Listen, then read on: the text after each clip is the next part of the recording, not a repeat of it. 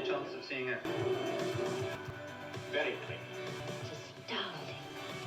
So time for another old-timey film review from 1943. This one is called They Met in the Dark, I think. I think this came out in 1st November 1943, and it stars James Mason and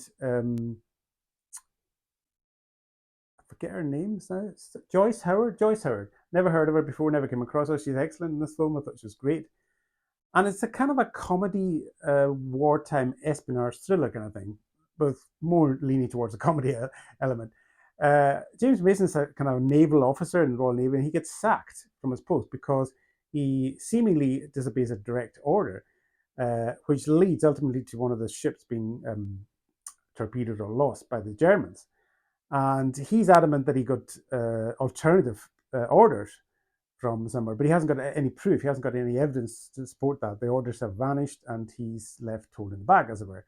And he starts to investigate, retrace his steps from the previous few days, people he was coming across, women, etc., mostly. And this Mary that they're working at beauticians is going to meet him at this cottage, this little cottage near a pub. And he goes there to meet her and ends up bumping into Joyce Howard's character, who's a kind of an Australian tourist over to see her naval uncles who are staying in the cottage, but they're not there. They must be at sea. There must be quite an elderly naval officer, I would think. But all she finds instead is a body, this Mary's body in the house. And she bumps into James Mason, and she thinks he's the killer, and he's confused at what's going on, looking for his naval plans, etc. And it's a bit of a conspiracy, as you can imagine, but in a comedic kind of way. It's got leanings and a bit of a homage to 39 Steps in many ways. There's lots of notes from that here, with hypnotism involved and clues being transported via musical notes and such like.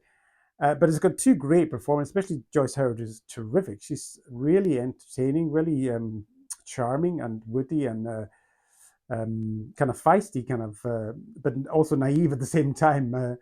And James Mason's always cool and suave. He's always great to watch. It does kind of peter out, though. The plot unravels about halfway stage. Once it becomes obvious what's happening, it's just too obvious and it's too telegraphed. All the key moments are kind of telegraphed in the plot, so you kind of lose it loses its way in that regard. And I know that although the performances are strong, it's not enough to keep you kind of really engrossed in the movie, I thought. So it gets a little bit over familiar, the plot, and a little bit kind of it's too close to 39 Steps in that some ways, but it just hasn't got the class of the panache of that kind of movie.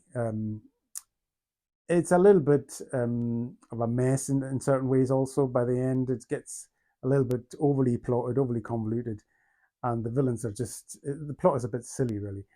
But the main central performances are great. I thought they were both terrific and really entertaining to watch. So that's They Met in the Dark from 1943.